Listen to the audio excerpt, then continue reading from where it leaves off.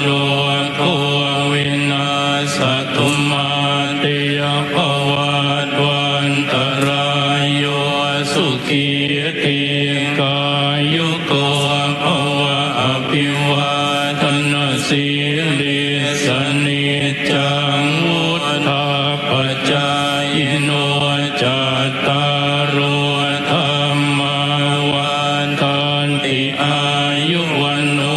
สุขังภะลังอัฏฐาสิเม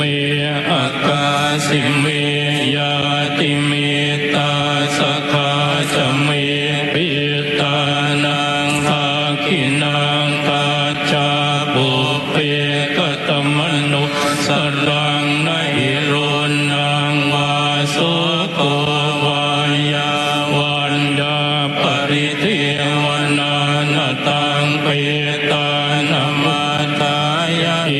วังติทันติยาตโยอายัญจะโกตังกินาทินาสังฆามิสุปฏิติตาทิกราตังหิตายาสถานโสอุปกาปฏิโสยาติธรรมโมจะยังหิตาสิโตเปตานปุชาจะกตาอุลาลาภลันจะปิกุนมโนปฏินังตุมเหหิปุญญังปสุตังอนาปกันติอติเรกวัสสตังชีวโตอติเรกวัสสตังชีวโตอติเรกวัสสตังชีวโตทีฆายุโกโหตุอโรโกโหตุทีฆายุโกโหตุอโรโกโหตุสุขิโตโหตุปรเมนตมหาราชาสัพพรมาราชาชินีสิทธิกิจจังสิทธิกัมมังสิทธิลาโภชโยนิจังปรเมนตมหาราชาวรสะสัพพราชาชินีสหภวตุสัพพทาขอถวายพระพรภวตุ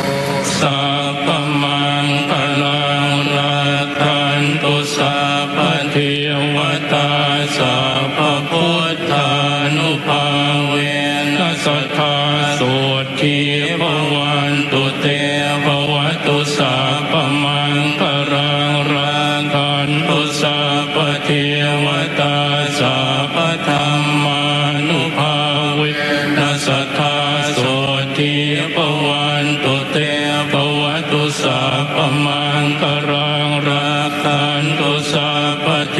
วตาสัพพสังฆานุภาเวนัสสทาโสทิภวันตุเตขอถวายพระพรเจริญพระราชสิริสวัสดิ์พิพัฒนมงคลพระชนมาสุขทุกประการจงมีแด่สมเด็จพระบรมพิพระราชสัมพันธ์จากทั้งสองพระองค์ผู้ทรงพระคุณอันประเสริฐเวลานี้สมควรแล้วอาตมาภาพทั้งปวงขอถวายพระพรราแด่สมเด็จพระบรมพิพระราชสัมพันธ์และพระองค์ทั้งสองพระองค์ผู้ทรงพระคุณอันประเสริฐขอถวายพระพร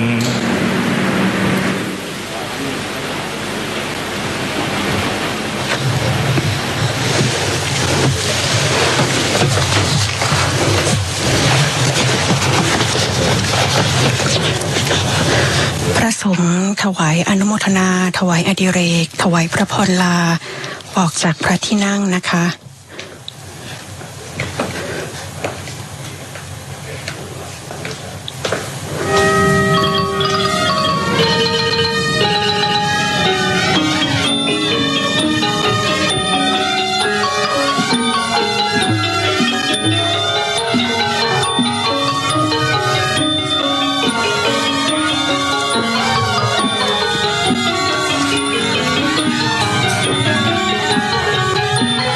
ข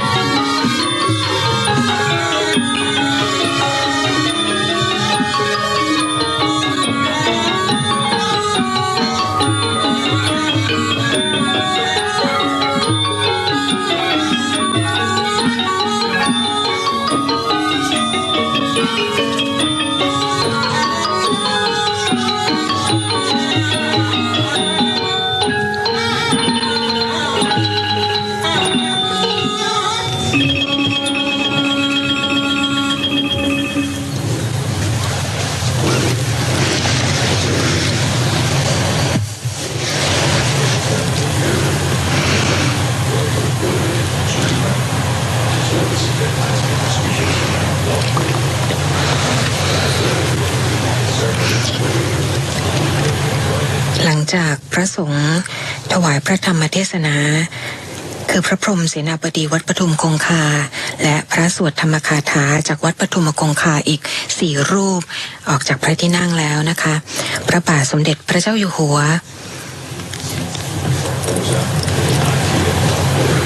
เสด็จพระราชดำเนินไปทรง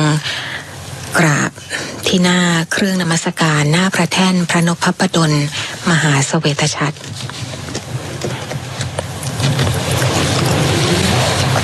จากนั้นพระบาทสมเด็จพระเจ้าอยู่หัวและสมเด็จพระนางเจ้าพระบรมราชินีเสด็จไปที่หน้าพระโกฐทรงกราบทรงรับการถวายความเคารพจากผู้มาเฝ้าทูลละอองธุลีพระบาทแล้วเสด็จพระราชดำเนินไปทรงจุดธูปเทียนเครื่องบูชากระบะมุกที่หน้าเตียงพระพิธีธรรม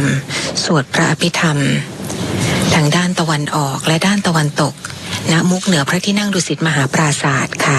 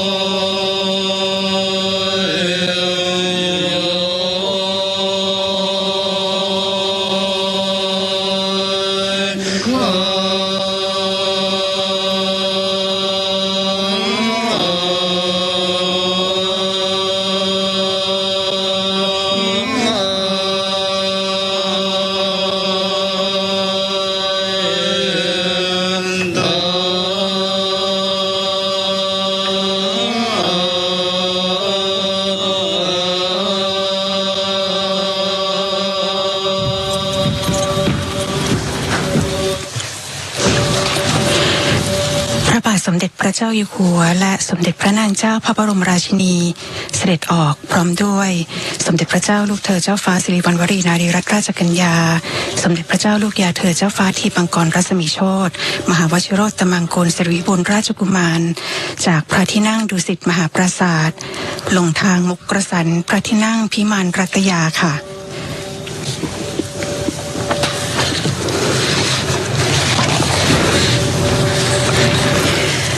นับได้ว่าการพระราชพิธีบำเพ็ญพระราชกุศลถวายพระบรมศพสมเด็จพระนางเจ้าสิริกิติ์พระบรมราชินีนาถพระบรมราชชนนีพันปีหลวง